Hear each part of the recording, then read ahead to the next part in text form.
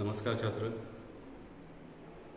आधुनिक काल आधुनिक काल की परिस्थिति का हम अभ्यास कर रहे हैं।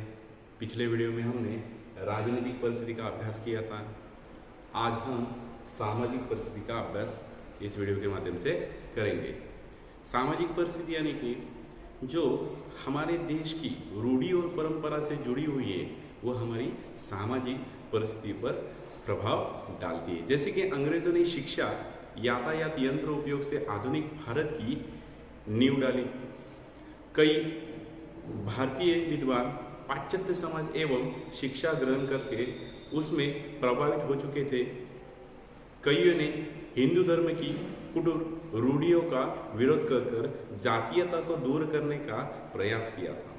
18वीं सदी के अंत में वो भारत पाश्चात्य ज्ञान विज्ञान के संपर्क में आया। डॉक्टर नरेंद्र ने कहा है कि भारतीय ज्ञान गतानुगत और परंपरा मुक्त हो चला था। उनकी पाश्चात्य ज्ञान विज्ञान नए जीवन संदर्भ को ताजगी ले था। भारतीय ज्ञान विज्ञान का लक्ष्य आध्यात्मिक और पौराणिक तथा तो पाश्चात्य ज्ञान विज्ञान का भौतिक और इहलौकिक इस देश की विद्या वर्ग या जाति विशेष तक सीमित था, पर पाश्चात्य विद्या सर्वसुलभ थी। नई उद्भावनाओं का मार्ग अवरुद्ध हो चला था। कुछ लोग वेदा विधि की आत्मीयता, वर्ण, श्रम, धर्म की श्रेष्ठता, इहलौकिक के प्रति अनासिकता आदि को यथापूर्वक बनाने लगे थे। अब पहली बार रूढ़ियों की उपयुक्तता के आगे प्रश्न चिन्ह लगाया गया था कि जिसके चलते भारत आधुनिकता की ओर निकल पड़ा था। स्वामी दयानंद सरस्वती जी ने हिंदू धर्म की जड़ और कुटीरता को दूर करने के लिए आर्य समाज संगठन बनाया। समुच्चय में हिंदू में जागृति की चेतना फैलाई गई। फिर एक बार हिंदू धर्म को नए युगानुरूप बनाया और उसमें उपयोगी होने को सिद्ध किया। यही धर्म सुधार हिंदू धर्म सुधार तथा माना गया था। जय किशन प्रसाद खंडेलवाल इस पर टिप्पणी करते हैं कि सचमुच यदि आर्य समाज के द्वारा क्रांति उपस्थित की गई होगी तो हिंदू समाज बहुत पिछड़ जाता और निश्चित ही दुर्बल हो जाता। इसी में हिंदू समाज की उदात्तता और आर्य समाज की उपादेयता सिद्ध हो जाती है कि रूढ़ियों का विरोध कर्मकांड से मुक्त अंग्रेजी शिक्षा का प्रयोग के साथ वेदाविधि की प्रेरणा स्वामी दयानंद ने भारत को दी। हिंदी साहित्य के भारतीय युग में सामाजिक रूढ़ियों प्रति दृढ़ स्वभाव इसी कारण उपस्थित हो चुका है, जो प्रतिबिंबित तक निरंतर बना रहा है। बाद में अज्ञात ने फिर एक बार सामाजिक स्थिति को यथार्थवादी बनाए रखने में योग दिया है। आर्य समाज की भांति ब्राह्मण समाज, रामकृष्ण मिशन, प्रार्थना समाज, थियोसॉफिक सोसाइटी ने तात्कालीन सामाजिक क्रूर प्रथाओं का विरोध किया, जैसे सती प्रथा का विरोध, विधवा का प्रचलन, पुनर्विवाह को मान्यता, जाति भेद को दूर करना, अंधविश्वास, समुद्र यात्रा, निषेध स्त्री का शिक्षा का समर्थन, जाति बहिष्कार का निषेध विरोध सुधारकों ने दर्ज किया है। हिंदू धर्म में इस समय दो प्रकार के सुधार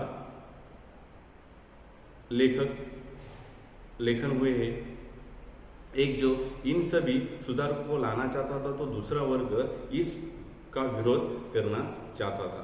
वस्तुत हिंदुओं का पुरोहित वर्ग ब्रह्मचारों और बाह्यमंडल को बाह्य उपकरणों का परामर्श दूर देकर सही गलत रूढ़ियों, परंपराओं, अंधविश्वास और प्रथाओं को कुर्तियों को कायम रखना चाहता था, जिसके चलते सामाजिक सत्ता पर अपनी पकड़ मजबूत हो सके और समाज के एक बहुत बड़े वर्ग का शोषण किया जाता।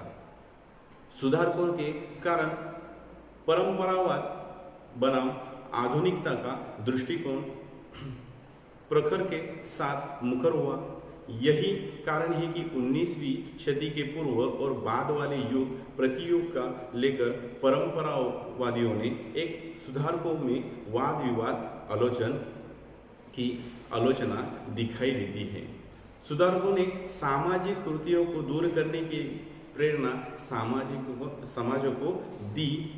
यही कारण है कि सती बंदी स्त्री और शिक्षा का ग्रहण करती थी, बाल विवाह का विरोध होने लगा, अछूतों को प्रति सदव्यवहार, दहेज जैसी क्रूर प्रथा का विरोध, पाश्चिमात्य शिक्षा का अनुकरण, मानवतावादी वृत्ति का विकास आदि के दर्शन सर्वसुलभ होते गए। पूंजीवाद का विरोध करते हुए मार्क्सवादी विचारों का विकास भारत में इसी समय हुआ।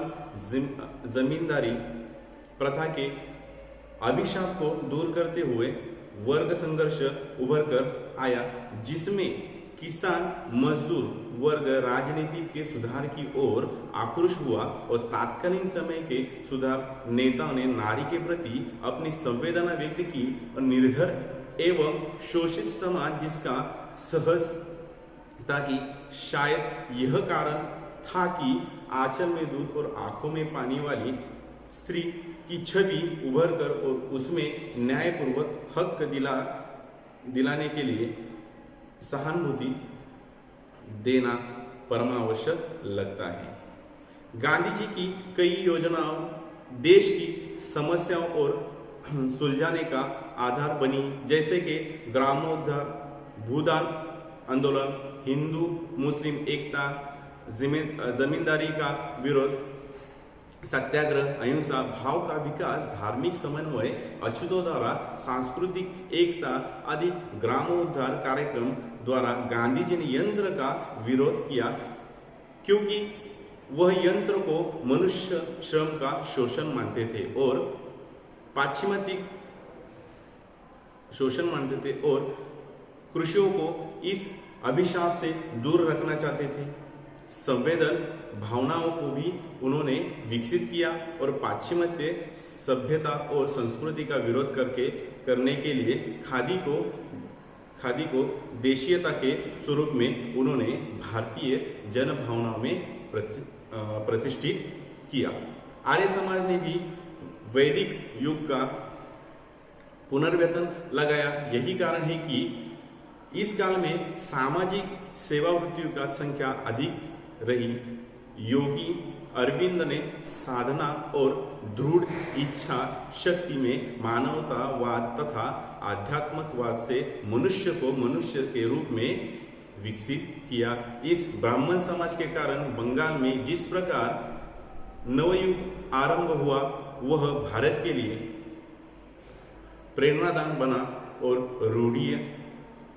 रूढ़िग्रस्त मानस को दूर कर निर्मल भावनाओं का जन विकास होने साध्य उन्होंने किया था।